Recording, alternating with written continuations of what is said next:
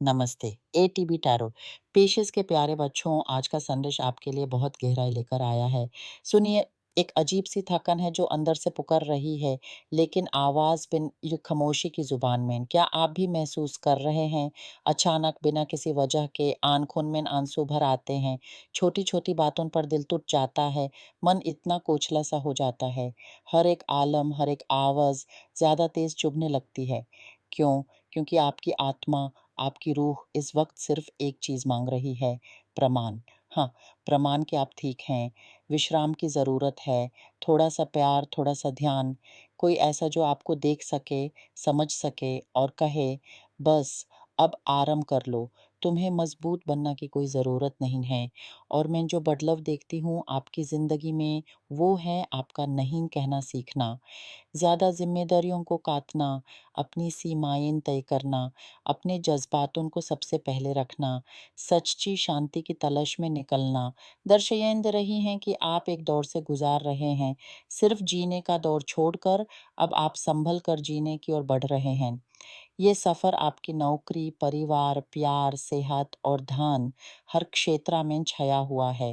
पहले आपकी पेशेगी ज़िंदगी की ओर देखें। आपके अंदर एक प्रकाश है, एक विशेष क्षमता, एक प्रखर का दान। लेकिन क्या हुआ?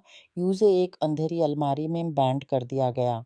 कोई ऐसी चीज़ जो आप बहुत अच्छी तरह जानते हैं, जो आपका स्वाभाविक कौशल है, शायद सिखाना, सलाह देना, देखभाल करना, व्यवस्था बनाना, कुछ बेचना जिसमें आप माहिर हैं, यूज़ आपने पीछे छोड़ दिया। क्यों?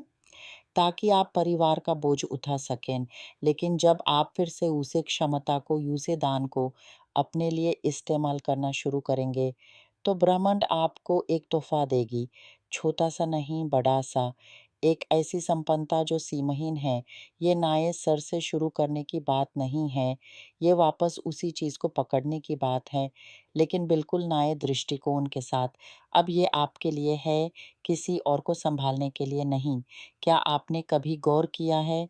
आपकी आदत है बहुत ज़्यादा मदद करने की, बिना सोचे-समझे। प्रोफ़ेशनली ये आपकी ऊर्जा को, आपके धन की शक्ति को चूस लेती है, सूख देती है। मैं धन की आत्मिक शक्तियों के साथ काम करती हूँ, संपन्नता के देवताओं के साथ और वे हमेशा कहते हैं, दूसरों की इतनी मदद करना और खुद को पहला स्थान ना देना, ये धन की नदी को रोक देता है। पैसे आपकी मुट्ठी से फिसल कर निकाल जाते हैं, क्या आपने कभी महसूस किया है?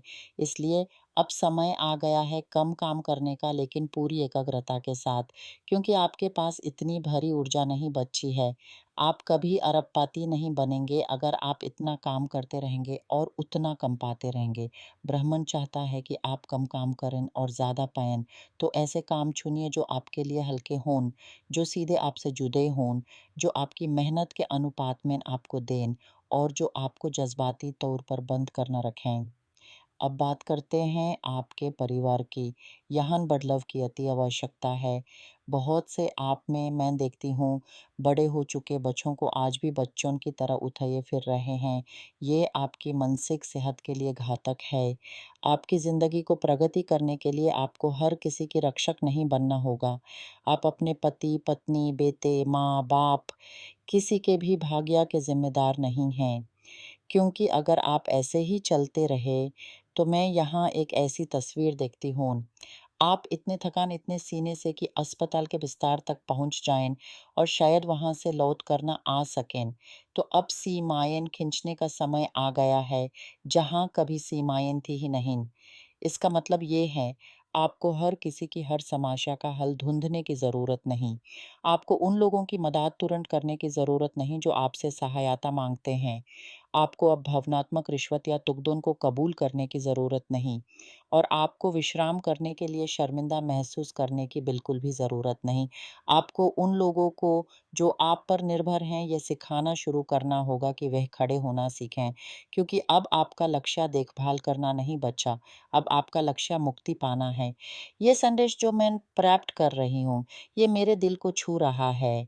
मैं भावुक हो रही हूँ, आंसू आँखों तक आ रहे हैं, क्योंकि ये बात हर किसी के लिए ना भी हो, लेकिन जो भी आप में से यहाँ अपना प्रतिबिंब देख रहे हैं, विश्वास रखिए, ये मेरी आवाज़ नहीं है, ये ब्रह्मांड की आवाज़ है, ये दैविक आत्मा की पुकार है, जो आपसे कह रही है, आपका निष्काम प्यार अब आपके लिए होना चाहिए, दूसरों के लिए नहीं।